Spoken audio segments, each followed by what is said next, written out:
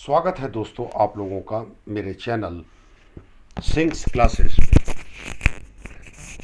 इस चैनल पर आप लोगों को वाणिज्य विषय से संबंधित विषयों पर समय समय पर व्याख्यान उपलब्ध कराया जाता है। आज का टॉपिक है एक वैध अनुबंध क्या होता है। जब बात हम करते हैं एक वैध अनुबंध की तो उसमें दो बातें शामिल हो जाती हैं। पहला वैध और दूसरा अनुबंध। तो चलिए एक एक करके दोनों शब्दों को हम समझते हैं। अनुबंध शब्द से तात्पर्य क्या होता है? हर वो चीज, हर वो ठहराव, एग्रीमेंट जिसमें 6 शर्तें मौजूद हो जाएं। इन 6 शर्तों में से 5 शर्तें मैंडेटरी हैं, एक शर्त ऐच्छिक, वॉलेंटियर। इनमें से अगर कोई भी एक 5 शर्तें अनिवार्य रूप से मौजूद हो जाएं और एक शर्त ऐच्छिक रूप से पूरी हो जाए तो उस ठहराव को हम अनुबंध कहते हैं। कौन कौन सी हैं वो शर्तें? पहली शर्त कहलाती है आपकी पक्षकारों के मध्य प्रस्ताव एवं स्वीकृति हो। There must be a proposal and acceptance. प्रस्ताव एवं स्वीकृति। नंबर 2, पक्षकार अनुबंध करने के लिए सक्षम हो, योग्य हो। नंबर 3, प्रस्ताव के ऊपर जो स्वीकृति प्राप्त हुई हो वो स्वतंत्र हो। नंबर 4, प्रतिफल एवं उसका उद्देश्य, प्रतिफल एवं ठहराव का उद्देश्य वैधानिक होना चाहिए। नंबर 5, ठहराव स्पष्ट रूप से व्यर्थ घोषित नहीं होना चाहिए। यहां मेरे शब्दों पर गौर कीजिएगा, मैंने यहां कहीं पर भी अनुबंध शब्द का प्रयोग नहीं किया। मैं प्रयोग कर रहा हूं ठहराव शब्द का। क्यों? क्योंकि जिस समय ठहराव के अंदर ये सभी शर्तें जो मैंने अभी आपसे बताई, 5 शर्तें, कौन कौन सी 5 शर्तें बताई? प्रस्ताव एवं स्वीकृति हो, पक्षकार अनुबंध करने के योग्य हो, सहमति स्वतंत्र हो, प्रतिफल एवं उद्देश्य वैधानिक हो और ठहराव स्पष्ट रूप से व्यर्थ घोषित ना हो। अनिवार्य रूप से ये पांचों की पांचों विशेषताएं अगर हमारे पास मौजूद होंगी तो ही हम ऐसे ठहराव को हम अनुबंध की श्रेणी में रखेंगे। मैंने अभी बात की थी 6, अभी हम बात कर रहे हैं कितनी? 5 की। छठी विशेषता, ठहराव लिखित और रजिस्टर्ड भी हो सकता है, हो सकता है। कानून कहता है कि आपको इनको प्रमाणित कराना चाहिए, रजिस्टर कराना चाहिए, लिखित कराना चाहिए। लेकिन अगर लिखित नहीं है, रजिस्टर्ड नहीं है तो ऐसी दशा में प्रस्ताव को ठहराव को हम व्यर्थ घोषित नहीं कर देते, हम उसको मानते हैं, उसको हम अनुबंध का दर्जा देते हैं। तो एक चीज तय हो गई कि अनुबंध वो जिसके अंदर 5 कंपलसरी विशेषताएं और एक ऐच्छिक विशेषता अनिवार्य रूप से मौजूद हो। अब बात करते हैं और समझते हैं वैध अनुबंध के लिए। जब इस अनुबंध को अगर हम कानून के जरिए एग्जीक्यूट करा सकने की क्षमता प्राप्त कर लें तो वो वैध अनुबंध हो गया। यानी कि दूसरे शब्दों में इन अनुबंधों में कि कोई भी शर्त को अगर वायलेट न किया जाए, किसी भी शर्त का उल्लंघन न किया जाए, किसी भी विशेषता का उल्लंघन न किया जाए तो ऐसे ठहराव को हम एक वैध अनुबंध का दर्जा दे देते हैं। अब हम बात करते हैं वैध अनुबंध के आवश्यक लक्षणों की एक एक करके विस्तार से। पहली शर्त मैंने लगाई थी प्रस्ताव एवं स्वीकृति। प्रस्ताव क्या है? सा लंबा बोलूँगा, धीरे धीरे आराम से समझिएगा उस चीज़ को। जब कोई व्यक्ति किसी दूसरे व्यक्ति से किसी कार्य को करने या न करने, क्या बोला मैंने? जब कोई व्यक्ति किसी दूसरे व्यक्ति से किसी कार्य को करने या न करने से अलग रहने के संबंध में अपनी इच्छा प्रकट करता है ताकि उस व्यक्ति से उस कार्य को करने या न करने के विषय में स्वीकृति प्राप्त हो जाए, तो हम इसे प्रस्ताव कहते हैं। यानी कि दूसरे शब्दों में, अधिक स्पष्ट शब्दों में क्या हुआ? जब एक पार्टी, एक पक्षकार दूसरी पार्टी के सामने कुछ कार्य करने के लिए या करने से विरत रहने के लिए अपनी इच्छा प्रकट करता है, तो हम उसे क्या कह देते हैं? प्रस्ताव। जैसे उदाहरण के लिए, मिस्टर ए ने मिस्टर बी से कहा, मैं तुम्हें 100 रुपए प्रति किलो की दर से 10 किलो सेव बेचने का प्रस्ताव करता हूं। यहां देखिए, पॉजिटिव, कुछ कार्य करने के लिए। कार्य के यहां पर क्या है? सेव बेचना। तो कार्य, कुछ कार्य करने के लिए। उल्टा भी हो सकता है, कार्य न करने के लिए, यानी कि इसको हम नेगेटिव भी कह सकते हैं। जैसे, यदि तुम मुझे 500 रुपए दोगे तो मैं मुजफ्फरनगर शहर नहीं जाऊंगा। नेगेटिव हो गया। तो जहां बात आती है नेगेटिव की या पॉजिटिव की, इससे कोई मतलब नहीं है। बात क्या है? यहां पर दूसरे व्यक्ति की सहमति प्राप्त करने के उद्देश्य से जब आप कोई बात कहते हैं तो हम उसे क्या कहते हैं?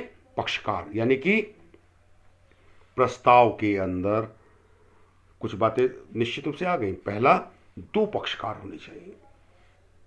कौन से 2? एक वो जो प्रस्ताव करेगा और एक वो जो प्रस्ताव को स्वीकार करेगा। दूसरा, किसी कार्य को करने या करने से अलग रहने के संबंध में इच्छा प्रकट की जाती है। तीसरा, प्रस्ताव दूसरे की सहमति प्राप्त करने के उद्देश्य से होना चाहिए। अब अगर कोई व्यक्ति आके ये कहे, भाई देखो ऐसा है, मैं 1 करोड़ रुपए पर किलो की दर से, कितना? 1 करोड़ रुपए पर किलो की दर से ये सड़े हुए सेव आपको बेचने का प्रस्ताव करता हूं। सड़े हुए सेव 1 करोड़ रुपया कौन खरीद लेगा? सबको पता है कि मजाक हो रही है। तो जहां पर उद्देश्य ही सहमति प्राप्त करना ना हो, उसे हम प्रस्ताव नहीं कहेंगे। लेकिन अगर वो ये कहे 1 करोड़ रुपए प्रति किलो की दर से ये हैंड क्राफ्टेड गोल्डन के एप्पल्स, जो सोने के हैं, बने हुए हैं, जिनको हाथ की कारीगरी से बनाया गया है, यूनिक हैं, उनको बेचने का प्रस्ताव करता हूं, बात समझ में आती है। तो मैंने क्या बताया? प्रस्ताव दूसरे की सहमति प्राप्त करने के उद्देश्य से होना चाहिए। चौथी, प्रस्ताव की शर्तें निश्चित होनी चाहिए, अनिश्चित अर्थ नहीं। 100 रुपए किलो प्रति किलो, 100 रुपए प्रति किलो की दर से, के रेट से 10 किलो एप्पल, एप्पल वाटरमेलन नहीं, सेव, सेव की बात हो रही है, तरबूज की बात नहीं। डिसाइडेड है, प्राइस 100 रुपया। क्या मिलेगा? एप्पल मिलेंगे। कितने मिलेंगे? 10 किलो मिलेंगे। कब मिलेंगे? अगर एप्पल मीठे हों। पूरी लैंग्वेज क्या बन गई? 100 रुपए प्रति किलो की दर से 10 किलो मीठे सेव खरीदने का मैं प्रस्ताव करता हूं। शर्तें निश्चित है। प्रस्ताव विनय के रूप में होना चाहिए, रिक्वेस्ट, आदेश नहीं। मैं 100 रुपए किलो की दर से तुम्हें 10 किलो सेव बेचने का प्रस्ताव करता हूं। विनय, आदेश नहीं है। ऐसा नहीं है कि सरकार ने कहा या टैक्स अथॉरिटी ने कहा तुमने इतना कमाया, इतना पैसा दो, देना पड़ेगा। पड़ेगा की बात नहीं है, आपका वॉलेंटियर है। आप चाहे तो लें और चाहे ना लें। वैध संबंध उत्पन्न करने के लिए ये प्रस्ताव एक वैध संबंध उत्पन्न करने के लिए होना चाहिए, लीगल रिलेशनशिप। अगर आप ये कह रहे हैं कि मैं 1 लाख रुपए दूंगा, तुम सामने वाले व्यक्ति को जाकर के थप्पड़ मार दो, गलत है। इंडियन पीनल कोड की धारा का उल्लंघन है, गैर कानूनी। इल्लीगल काम के लिए कोई भी प्रस्ताव स्वीकृत नहीं माना जाएगा। इस प्रस्ताव का संवहन होना बहुत आवश्यक है, communication.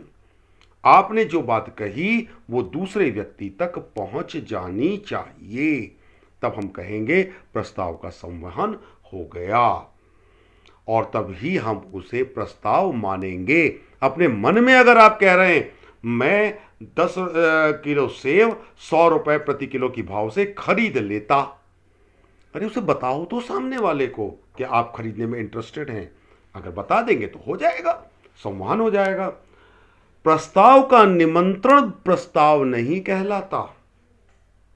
Invitation to proposal is not proposal. ये समझने वाली बात है। कैसे? यदि प्रस्ताव का निमंत्रण, जैसे दुकान खुली हुई है, दुकानदार बैठा हुआ है, ये प्रस्ताव का निमंत्रण है। अखबार में विज्ञापन निकला है कि आइए ये सामान खरीद लीजिए, प्रस्ताव का निमंत्रण है, प्रस्ताव नहीं है। ऐसा नहीं होगा कि आपने उस विज्ञापन को देख करके किसी दूसरे व्यक्ति से कोई सौदा कर लिया और अब आप कह रहे हैं कि नहीं अब आपको ऑनर करना पड़ेगा, ऐसा नहीं होगा। तो ये मैंने आज आपको अभी बताए एक वैध प्रस्ताव में क्या क्या विशेषताएं होनी चाहिए। प्रस्ताव के विपरीत क्या है? स्वीकृति। तो जब किसी व्यक्ति के सामने, ध्यान दीजिएगा, जब किसी व्यक्ति के सामने प्रस्ताव रखा जाए और वह उस पर अपनी अनकंडीशनल, शर्त रहित सहमति दे दे, तो इसको स्वीकृति कहा जाएगा। यहां पर गौर से समझिएगा, दो बातें आ गई। किसी व्यक्ति के सामने प्रस्ताव रखा गया, नंबर 1, उसने उसकी स्वीकृति दी और वो भी अनकंडीशनल, शर्त रहित। अगर वो स्वीकृति शर्त रहित नहीं है तो हम उसे स्वीकृति नहीं मानेंगे। इसका मतलब स्वीकृति में 4 मुख्य बातें आती हैं। पहला, स्वीकृति केवल वो दे सकता है जिसको प्रस्ताव किया गया हो। हर कोई व्यक्ति स्वीकृति नहीं दे सकता, यानी कि प्रस्ताव से अनजान जो व्यक्ति है उसको स्वीकृति देने का अधिकार नहीं है। इस संदर्भ में लालमन शुक्ला वर्सेस गौरी दत्त एक केस हुआ था, वो बड़ा चर्चित और न्यायालय के में एक माइलस्टोन केस है। हम लोग उसके बारे में भी बात करेंगे। ये स्वीकृति, दूसरी बात मैंने क्या बताई, स्वीकृति शर्त रहित होनी चाहिए, यानी कि इस स्वीकृति के लिए आप कोई शर्त नहीं लगा सकते, यानी कि आपको केवल हां कहना है। यदि आपने उसमें कोई भी शर्त लगा दी, जैसे मिसाल के तौर पर अभी हमने क्या कहा, 100 रुपए प्रति किलो की दर से 10 किलो सेव खरीदने का प्रस्ताव रखता हूं। सामने से दूसरे व्यक्ति ने कहा 100 रुपए प्रति किलो की दर से 10 किलो नहीं 5 किलो सेव मैं खरीदने के लिए तैयार हूं। स्वीकृति है, 100 रुपए की है, एप्पल की है, लेकिन 10 किलो की नहीं, 5 किलो की है। चूंकि इसमें शर्त लग गई, मूल प्रस्ताव को संपूर्ण रूप से स्वीकार नहीं किया गया, इसलिए इसको स्वीकृति नहीं माना जाएगा। जिस प्रकार से प्रस्ताव का संवहन होना आवश्यक है, उसी प्रकार से प्रस्ताव के स्वीकृति का संवहन होना भी आवश्यक है। आपको स्पष्ट बताना होगा, मन मन में कह दिया ये काफी नहीं है, स्पष्ट रूप से बताना होगा कि हम इसे स्वीकार कर रहे हैं। ये स्वीकृति स्पष्ट भी हो सकती है और गर्भित भी हो सकती है। स्पष्ट, आपने स्पष्ट कहा, यस, हाँ, मैं 100 रुपए किलो की दर से 10 किलो सेव खरीदने के लिए स्वीकृति देता हूं। स्पष्ट। दूसरा तरीका भी हो सकता है, आपने जेब से 100 रुपए प्रति किलो की दर से 10 किलो एप्पल्स के लिए 1000 रुपए बनते थे, आपने जेब से 1000 रुपए के नोट निकाले और सामने उसको दिए और कहा लाओ सौ दे दो। कोई स्वीकृति नहीं दी, आपने कुछ नहीं बोला, सिर्फ 1000 रुपए निकाल के उसके हाथ में दे दिए, तो क्या माना जाएगा? आपने प्रस्ताव को स्वीकार कर लिया है। एक वैध अनुबंध के तौर पर दूसरी विशेषता बनती है कैपेसिटी टू कॉन्ट्रैक्ट, यानी कि पक्षकार अनुबंध करने के योग्य होने चाहिए। यानी कि इसका मतलब दो बातें निकल के आएंगी। कानून के मुताबिक इसका मतलब कुछ पक्षकार योग्य होंगे तो वहीं कुछ पक्षकार अयोग्य होंगे। तो जो योग्य पक्षकार हैं, धारा 11 सेक्शन 11 के अनुसार अगर कोई व्यक्ति बालिग है, नंबर 1, स्वस्थ मस्तिष्क है और अयोग्य घोषित नहीं है, 3 बातें आई। पहली बात क्या निकल के आई? बालिग, दैट इज एडल्ट। दूसरी बात स्वस्थ मस्तिष्क, यानी कि उसकी दिमागी हालत स्वस्थ होनी चाहिए और कानून ने उसको अयोग्य घोषित न किया हो। ऐसे सभी व्यक्ति जो इन तीनों कैटेगरीज में से किसी भी कैटेगरी में आते हैं, किसी भी श्रेणी के अंदर आते हैं, अनुबंध करने के लिए योग्य होते हैं। जब हम बात कर रहे हैं योग्य पक्षकारों की, तो इसका मतलब कुछ अयोग्य पक्षकार भी होंगे। तो कानून के मुताबिक नाबालिग, दैट इज माइनर, अस्वस्थ मस्तिष्क और अयोग्य घोषित व्यक्ति अनुबंध करने के योग्य नहीं है। नाबालिग, माइनर, ऐसा व्यक्ति जिसने अपनी उम्र के 18 वर्ष पूरे न किए हों, उसको नाबालिग कहा जाता है। लेकिन ये सामान्य परिस्थितियां हैं। असामान्य परिस्थितियों में यदि किसी व्यक्ति का कोर्ट, न्यायालय सरपरस्त है, जिसके कस्टडी में है, तो ऐसी दशा में उसकी बालिग होने की उम्र 21 वर्ष मानी जाएगी। अस्वस्थ मस्तिष्क, ऐसा व्यक्ति जो सामान्य रूप से निर्णय लेने में अक्षम है, ल्यूनाटिक, पागल, ड्रंकन, शराबी, ये ऐसे व्यक्ति हैं जो कि सक्षम नहीं हैं किसी लॉजिकल बात को करने के लिए। यहां पर ध्यान दीजिएगा, ड्रंकन व्यक्ति केवल उस समय तक अयोग्य है जब तक वो किसी नशे की गिरफ्त में है, जब तक, यानी कि अगर किसी व्यक्ति ने शाम को शराब पी है और सवेरे वो नशे से मुक्त है तो सवेरे वो अनुबंध कर सकता है, लेकिन रात में जितनी दरमियान में वो नशे के दौरान है वो अनुबंध नहीं कर सकता है। तीसरी चीज कहलाती है स्वतंत्र सहमति। स्वतंत्र सहमति का तात्पर्य होता है कि अगर किसी व्यक्ति ने उत्पीड़न, धारा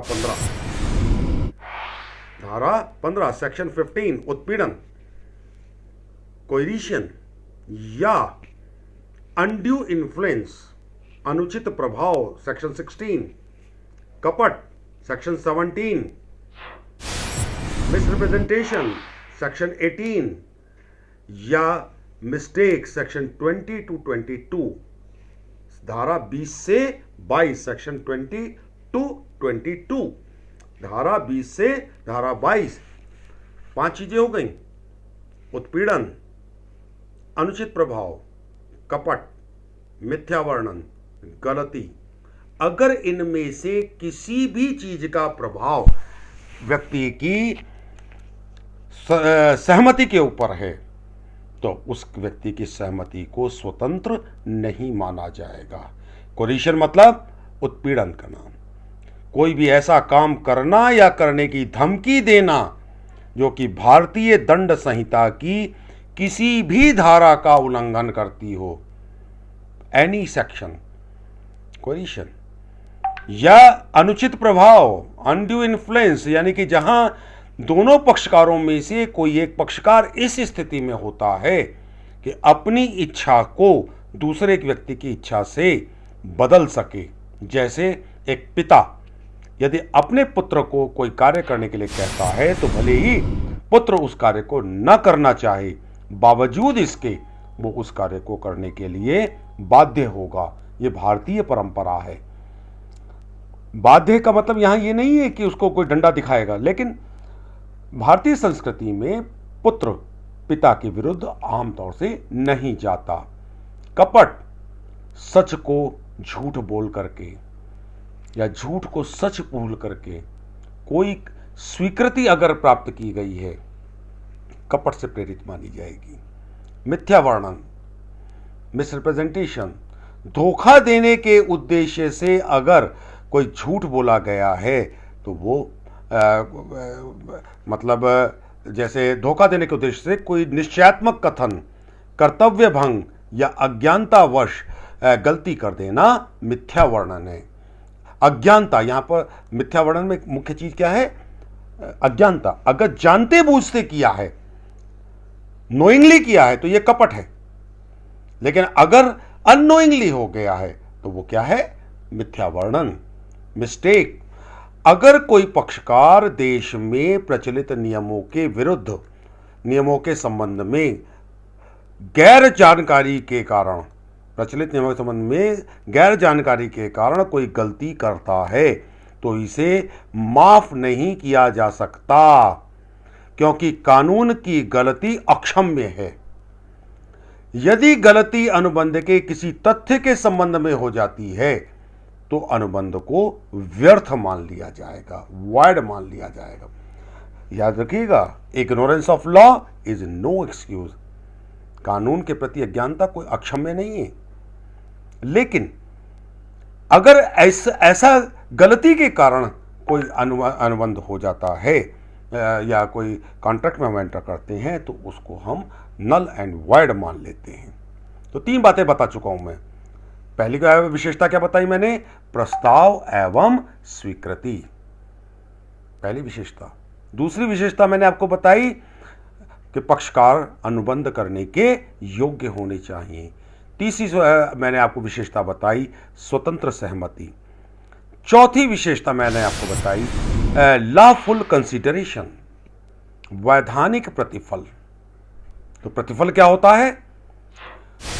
जब एक पक्षकार दूसरे पक्षकार की इच्छा पर कुछ कार्य करता है या करने से अलग रहता है। पहली बात, कुछ कार्य करता है या करने से अलग रहता है, कुछ कार्य करने का वचन देता है या कार्य से विरत रहने का वचन देता है, तो हम इसे प्रतिफल मानते हैं।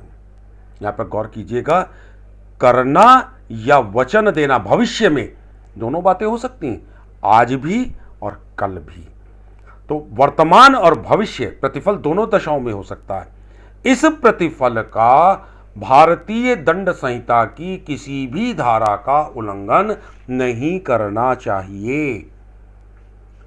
मान लीजिए एक पार्टी, एक पक्षकार दूसरे पक्षकार से कहता है 1 लाख रुपए प्रति किलो की दर से मैं तुम्हें हेरोइन बेचने का प्रस्ताव करता हूं। हेरोइन, भारतीय दंड संहिता के अनुसार हेरोइन खरीदना और बेचना गलत है, इल्लीगल है। इसलिए चूंकि प्रतिफल यहां पर आपका इल्लीगल है, इसलिए यह अनुबंध व्यर्थ होगा, बेकार होगा, इसकी कोई कीमत नहीं होगी। भारतीय अनुबंध अधिनियम के अंतर्गत कुछ अनुबंधों को कानून ने स्पष्ट रूप से मना कर दिया है कि इन अनुबंधों को किया ही नहीं जा सकता, भले ही कोई कुछ भी करे, कुछ भी कहे, कुछ भी प्रयास करे, नहीं किया जा सकता। वो कौन कौन से हैं? विवाह में रुकावट डालने वाले ठहराव। अगर कोई व्यक्ति ये कहता है कि भाई तुम मुझसे 1 लाख रुपए ले लो और शादी नहीं करो, गलत है।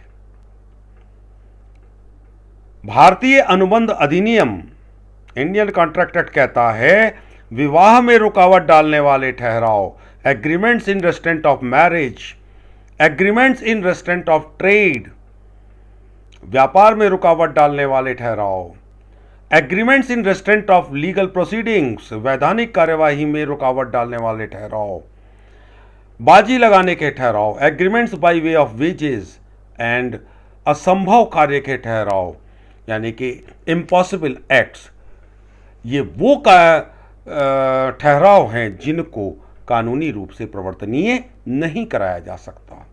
अब मैं आता हूं अंतिम विशेषता पर, लिखित एवं रजिस्टर्ड।